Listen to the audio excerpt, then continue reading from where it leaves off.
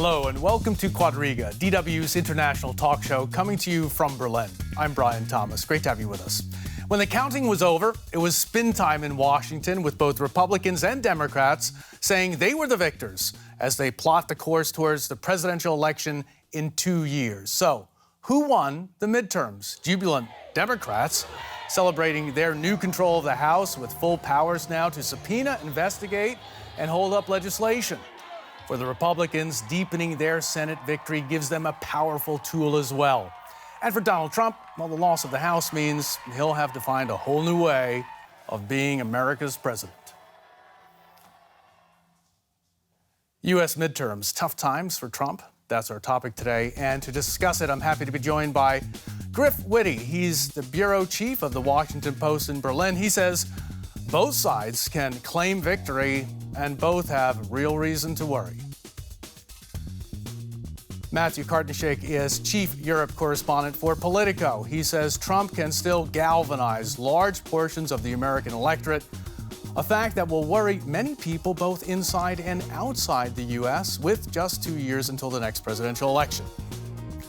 And Rieke Havertz works as an editor for the weekly Zeit. She says the midterms showed the force of female power, and the results limit Donald Trump's power to some extent, but the country will remain deeply divided.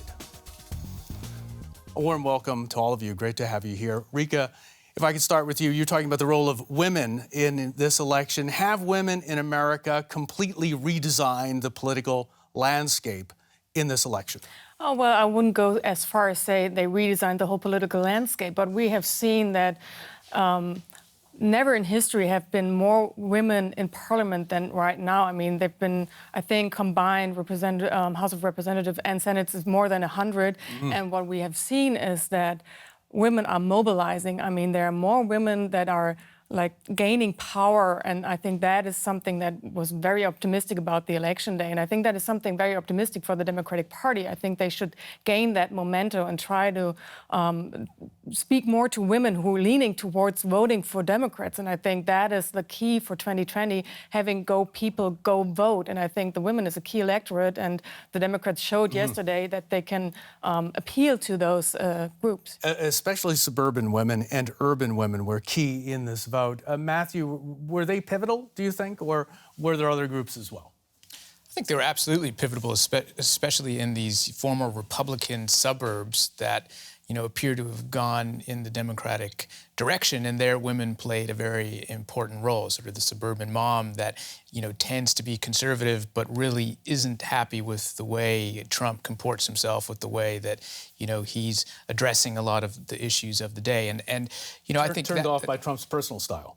Turned off by his personal style, his rhetoric, obviously some of the issues involving women, the Kavanaugh nomination, the Supreme Court nomination that really galvanized a lot of women, I think, to actually go and vote, and that clearly played a role here in many people's minds. So I think it was a factor. It'll continue to be a factor, although at the end of the day, a lot of these races went down similarly to the way the 2016 presidential election went between Trump and Hillary Clinton, of course. Griff, if you were going to give the Trump administration some advice to win back these key suburban and urban female voters, what would you tell them?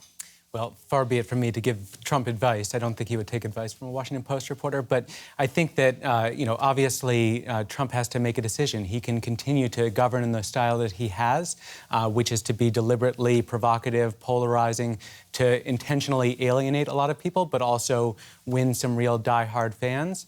Or he can try to reach out and be a more bipartisan figure, someone who is less abrasive, someone who is less interested in attacking and more interested in going for some kind of consensus. I don't know that it's in Donald Trump's DNA to do the latter. I think this is a politician who knows one way of governing, one way of doing politics, and it's to be abrasive, to attack. And you saw in his comments yesterday, he thinks he had a great night on Tuesday. He thinks that he won. And so I don't think there's anything in the results that's necessarily going to change his behavior. But he's right, isn't he? For the candidates that he barnstormed for, most of them did in fact win.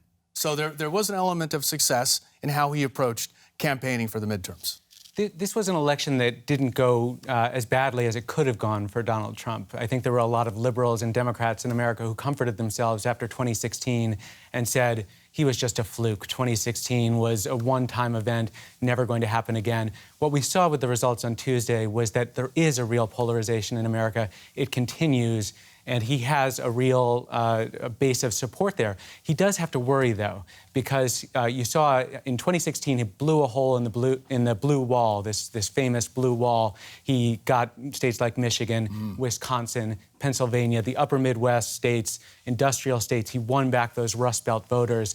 And you saw on Tuesday night that Democrats did very well in those states. They won congressional seats. They won governorships. And so I think he has to be very concerned. He can't just, the Republicans won Florida. They won some other big states. But if they lose Wisconsin, Pennsylvania, and Michigan, it's all over for them in 2020. It will be, won't it? Rieke, when you look at what happened, would you call a winner in these elections? Was it the Democrats? Was it the Republicans? I think it's really, really hard to pick a winner here. It's muddled, isn't it? It is. It's kind of a mixed bag. I mean, for the Democrats, it was clearly a good night because they won back the majority in the House of Representatives. They showed that they get their voters out, which is so crucial in midterm elections. But then again, the Republicans, they even got more seats in the Senate. So they only had a slight majority in the Senate. Now they have a bigger majority there. So I think I see the point in Trump saying, well, this was a good night for us because the blue wave that everybody hoped for, who was more left-wing, it was not really a big wave. It was not crushing the Republican Party. But then if we look at Texas, I mean, the Republicans won Texas, but how close was that? It was extremely close, wasn't it? It was impossible to think that Texas would even remotely go to like a Democratic candidate, and it was so close. And I think that is where the Democratic Party can draw hope from, that they're winning back Rust Belt states, that they get close races in states that have been red for almost centuries. And so I think it's a really mixed bag, but I think the Democratic Party should gain that momentum and should be smart about it. But the question is, will the Democratic Party be smart about it? Okay, are they? Matthew, what do you think? Will they regroup, looking at what happened? What do you see the Democrats doing moving forward? Well, I think we're going to see more of the same. They're going to continue to pour money, I think, into these areas where they think they have a chance. Our home state of Arizona, for example, these states that appear to be shifting a little bit from the conservative camp towards the Democrats. Some people call them purple states. And you're seeing a very interesting phenomenon in these places where the urban areas are clearly moving towards the Democrats and in many cases are already pretty solidly blue, whereas the rural areas remain red, remain Republican. And I think this is going to be the challenge in 2 years because it doesn't matter how many votes you get at the end of the day in a lot of places. It matters, what you get in the Electoral College. And so this means that the rural areas in America... The Electoral College is very important. It's important for international viewers not to lose sight of that. Right, and it's more reflective of the United States Senate, which Trump held here, than it is of the House of Representatives. And I think this is a very important point, a crucial point going forward, because as you said, those areas where Trump really made a strong effort to campaign for people, he won. And these were races in many cases where the Democrats had very high hopes. In Florida, in Georgia, the governor's race, in Texas, as you mentioned, and in Arizona. And some of those races haven't been called yet. They're too close to call, but it looks like they're moving towards the Republicans. The rural-urban divide was emphasized by the vote that we saw in the midterms. It's almost like there's two different Americas. There were two issues: the Democrats campaigning and voting for health care, for example, and the Republicans and Donald Trump backing them with, of course, migration. Are we seeing two Americas clashing in electoral cycles? Oh, yes, I believe totally that is true, and that Donald Trump is the president who wants that, and he wants to widen this division. And he is not a president who says we need to unite. I think he wants this polarization, and I think the American society has been as polarized as it can be. There is not one single issue, guns, women's rights, religion, healthcare, where you have to pick a side. I mean, there's hardly any compromise. From the outside, it looks like there's no compromise. There's no common ground for compromise. It's either or. And the political parties both play that game. And I think that is deeply troubling because the politics should try to work together, to compromise, to reunite a society that has been clearly divided on a lot of issues. Okay, one of those big issues is abortion. there was a referendum in Iowa that passed that considers life when the first heartbeat of a fetus can be heard. Now, this is going to clear the path for a Supreme Court challenge on abortion. Is that something these midterms brought into focus as well? A broad panoply of different issues, not just migration, not just healthcare, but one that's often overlooked, abortion, for example. Well, this has been kind of, the central issue for many of Trump's supporters, since the Roe versus Wade Supreme Court decision in the early 70s, which legalized abortion. And this is the long game that they're playing. They want to put judges onto the Supreme Court who are going to overturn Roe v. Wade, which they now have the power to do. And as you say, people have forgotten about this issue. It's something that's been at the center of the political agenda for a lot of evangelical Christians, for example, for quite a long time. And so I wouldn't be surprised if this issue, keeps coming up. And it is a very powerful reason for many people who wouldn't otherwise support Trump to vote for him, because they say, yes, I'm an evangelical Christian. I don't like a lot of what he's doing, but I know that he's going to choose the kinds of judges who are going to overturn the abortion decision. Roe v. Wade and be straight up right for life. So absolutely, they're locked down, the evangelical Christians. Now, a poll in the spring published on the Axios News website showed a full 60% of respondents wanted legal, not illegal immigration levels cut. Now, the issue was brought to a head by the so-called caravan heading north to the U.S. border during these midterms. The president made it, as we've been talking about, the centerpiece of his midterm barnstorming. Donald Trump describes the migrant caravan as a threat to the United States. He says criminals and terrorists are mixed in with the 6,000 migrants. And the refugees are carrying diseases. We have people coming into the country, or trying to come in. We're stopping a lot of them. But we're taking people out of the country. You wouldn't believe how bad these people are. These aren't people. These are animals. Trump's own principal campaign promise is to get tough on asylum seekers. He plans to send up to 15,000 US troops to stop them, as many as are currently stationed in Afghanistan. And they have orders to shoot. Now Trump's saying he wants to abolish the law guaranteeing US citizenship to children born in the United States of foreign parents. Hundreds of thousands of children born to illegal immigrants are made automatic citizens of the United States every year because of this crazy, lunatic policy that we can end. Nationalism and scaremongering. Once again, Trump's going for the gut with his populist rhetoric. But do his politics of fear work?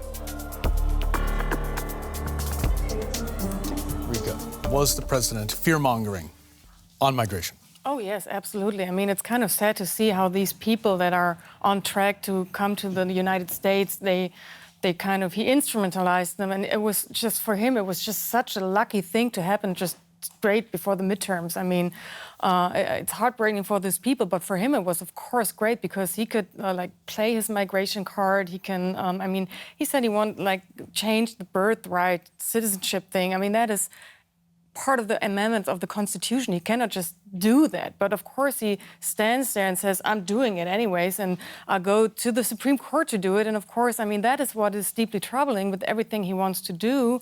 He doesn't have the majority in the House right now, but he still has the power over who becomes a judge. And we've seen that there were 2 Supreme Court seats vacant while he was president. Both were nominated with him from him with conservative judges, and that's like a decision for life. I think that is what is troubling me a lot. Politics can change, but the courts don't, because that's like a position for life, and he will play that card over and over again. And of course, people are afraid, and he just pushes people to be even more afraid, and I think that is a very horrible thing to do. But was that, Griff, a strategic error? Should the president have concentrated more on some of his economic successes?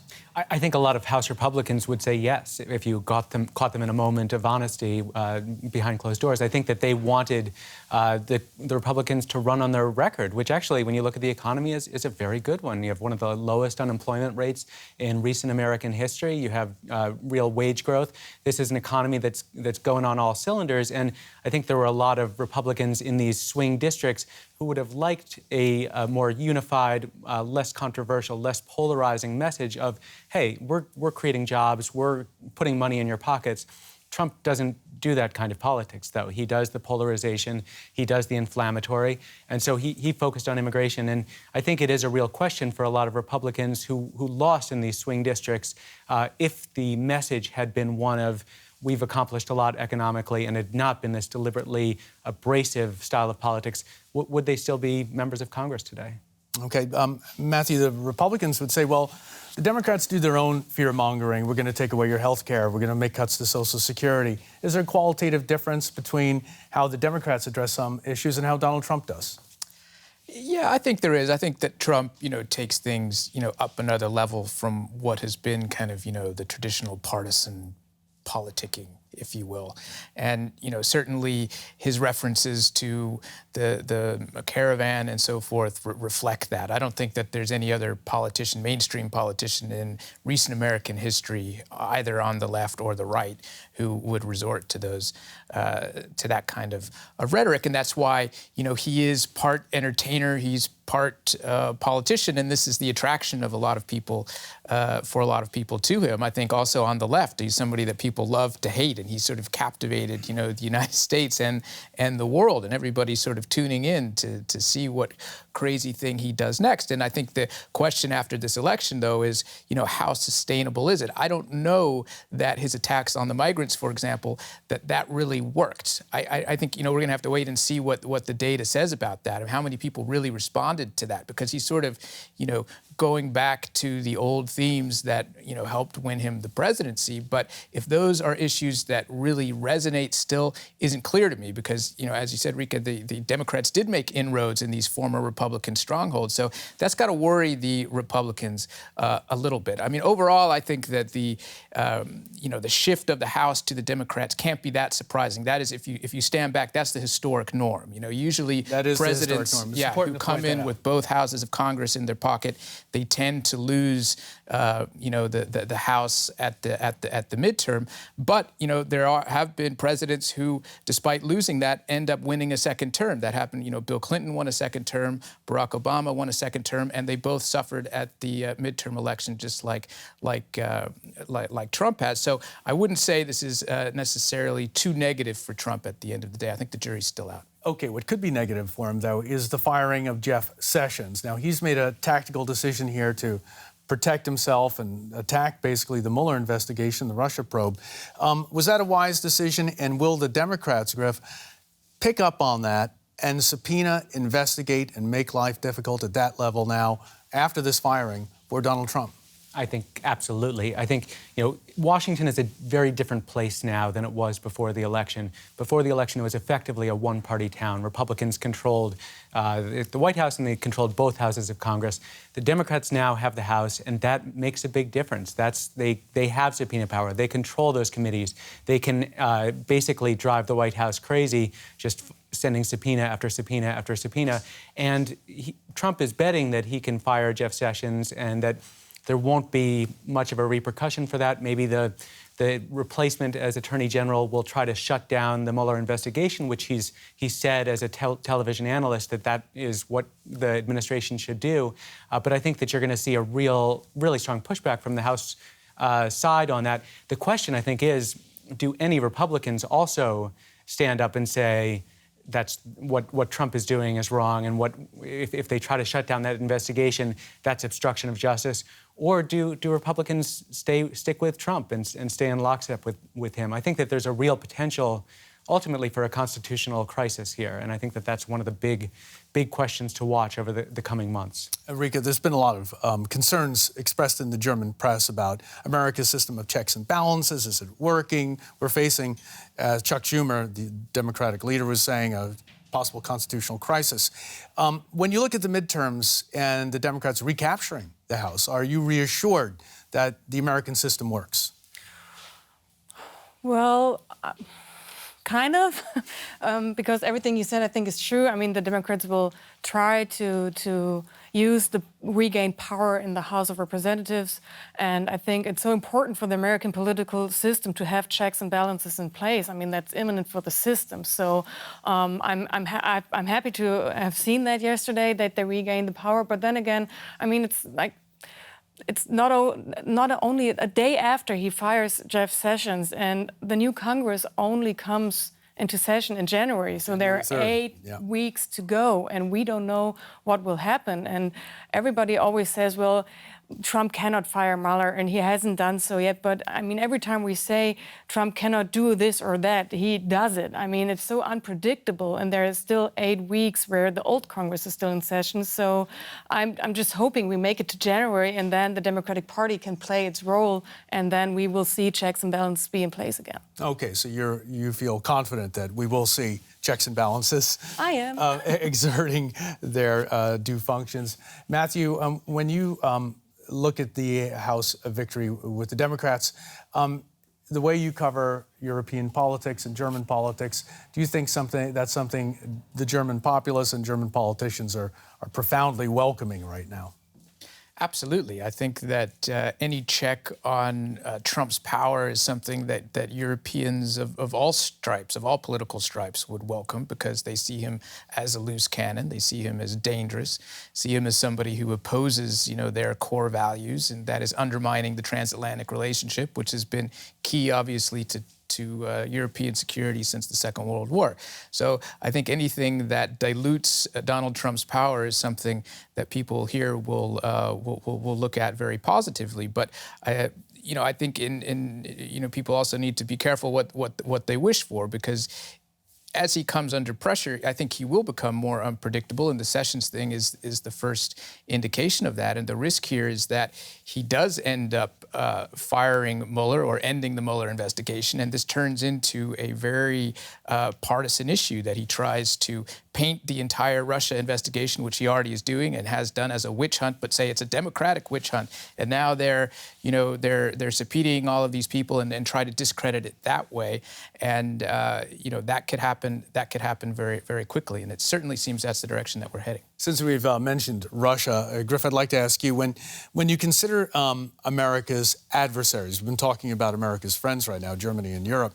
When you look at Russia, for example, and China, do you think they could feel emboldened by a weakened president, now that the Republicans have lost the House, and feel emboldened to foreign adventures? The South China Seas, Ukraine are two hot potential flashpoints right now.